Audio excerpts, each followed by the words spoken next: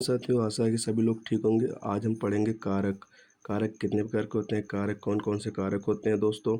चलिए हम स्टार्ट करते हैं। आज हमारा चैप्टर है कारक। किसका है? कारक का चैप्टर है। ठीक है।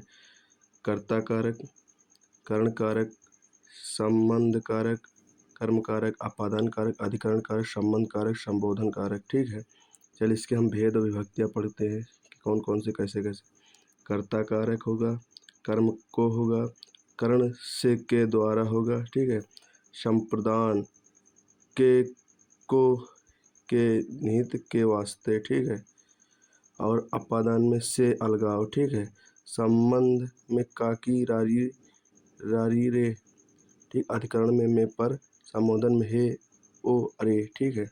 चलिए आगे बढ़ते हैं। आगे बढ़ते हैं मेरे भाई। ये देखिए कारक की परिभाषा है हमारी।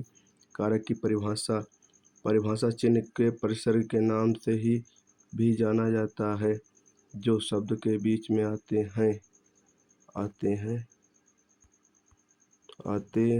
बीच में संबंध स्थापित करते हैं। जैसे परिसर्ग चलने वाला है, बाद में, पर मतलब बाद में, सर्ग मतलब चलने वाला। ठीक है। सूत्र इसका है, कर्ता ने फिर कर्म को और करण से जान, संप्रदान को के लिए, अपादान से मान, काकी के संबंध में, पर अधिकरण समान, संबोधन हे ओ अरे, कारक की पहचान। ठीक है। ये हमारा सूत्र है।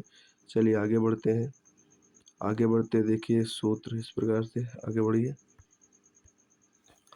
वाक्य में जिस शब्द का संबंध क्रिया से होता है उसे कारक कहते हैं। एक वाक्य में वह स्वतंत्र होते हैं। कारकों की संख्या 8 होती है। कारक कितने प्रकार के होते हैं? कारक 8 प्रकार के होते हैं। ठीक है मेरे भाई। चलिए आगे देखिए।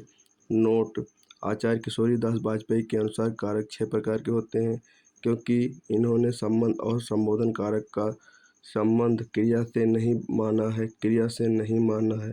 कौन कौन से संबंध और संबोधन कारक को क्रिया से नहीं माना है। ठीक है। ये आचार्य किशोरी दास वाजपेयी के अनुसार कारक 6 ही प्रकार के होते हैं, लेकिन कुल व्याकरण के दृष्टि से कारक 8 ही प्रकार के होते हैं मेरे भाई। चलिए आगे बढ़िए।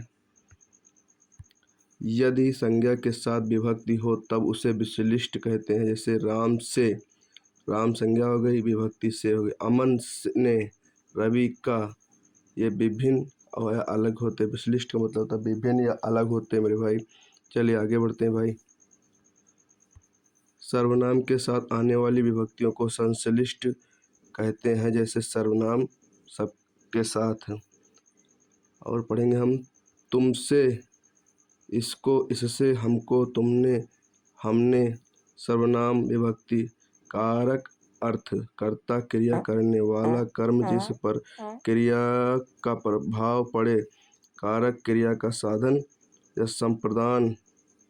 संप्रदान जिसके लिए क्रिया किया जाए। अपादान क्रिया के जिस अलग में बताया जाए, अलग होना बताया जाए। संबंध में जिसमें संज्ञा सर्वनाम का संबंध दिखाया जाए। अधिकरण में क्रिया के होने का स्थान या आधार हो। संबोधन में संज्ञा के द्वारा किसी को संबोधित करना। आइए फटाक से हम रिवीजन मारते हैं एक बार जल्दी से जल्दी। ठीक है। चलिएगा देखिएगा। कारक नंबर 1 होता है। क्लास हमारी कारक की 1 नंबर है। कारक कर्ता कारक ने विभक्ति होता है। कर्म कारक में को विभक्ति होती है। करण कारक में से के द्वारा होती है। संप्रदान में के लिए, के हित, के निमित्त, के वास्ते होती है। ठीक है। और अपादान में से होता, अलगाव होता है। ठीक है। संबंध में काकी, के, रारी रे। अधिकरण में मैं पर, संबोधन में हे ओ अरे। ठीक है। ये होंगे। चलिए आगे बढ़ते हैं। इसकी परिभाषा है, परिभाषा कारक की कारक चिन्ह को परिसर्ग के नाम से भी जाना जाता है, जो शब्दों के बीच में संबंध स्थापित करते हैं। इनका काम होता है, परिसर्ग का काम होता है जो शब्दों के बीच में संबंध स्थापित करते हैं उन्हें हम परिसर्ग कहते हैं। ठीक है। सूत्र है इसका। सूत्र देख लीजिए। कर्ता ने फिर कर्म को और करण से जान, संप्रदान को के लिए, अपादान से मान, का की के संबंध में, पर अधिकरण समान, संबोधन हे ओ, अरे कारक की यही पहचान। ठीक है, चलिए आगे बढ़ते हैं दोस्तों, आगे बढ़ते हैं। वाक्य में जिस शब्द का संबंध क्रिया से होता है उसे कारक कहते हैं। ये वाक्य में स्वतंत्र होते हैं। कारक जो होते हैं ये वाक्य में स्वतंत्र होते हैं। कारकों की संख्या 8 होती है। कारकों की संख्या कितनी होती है? कारकों की संख्या 8 होती है।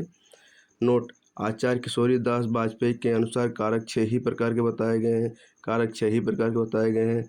आचार्य किशोरी दास वाजपेयी के अनुसार कारक 6 ही प्रकार के बताए गए हैं, क्योंकि इन्होंने संबंध और संबोधन कारक को संबंध और संबोधन कारक का संबंध किसी क्रिया से नहीं माना है, क्रिया से नहीं माना है। ठीक है, किससे? क्रिया से नहीं माना है।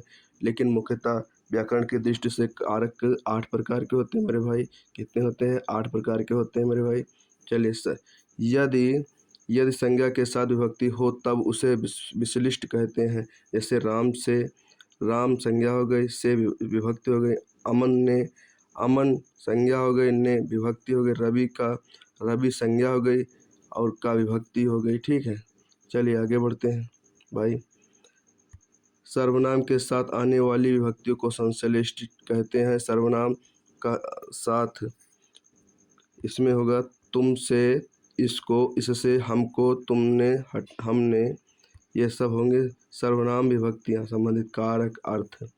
चलिए कारक और अर्थ पहचानते हैं, क्या होगा? कारक अर्थ, कर्ता क्रिया करने वाला, कर्म जिस पर क्रिया का प्रभाव पड़े। कारण क्रिया का साधन है। संप्रदान जिसके लिए किया जाए। अपादान क्रिया जिसे अलग होना बताया जाए। संबंध जिसमें संज्ञा सर्वनाम का संबंध दिखाया जाए। अधिकरण क्रिया के होने का साथ स्थान आधार। संबोधन संज्ञा के द्वारा किसी को संबोधित करना। आप सभी लोग ये टॉपिक बहुत ध्यानपूर्वक पढ़ेगा। ये सरल टॉपिक है, आप सभी लोगों को इसमें 2 बार देख लेना, बस ये याद हो जाएगा मेरे भाई।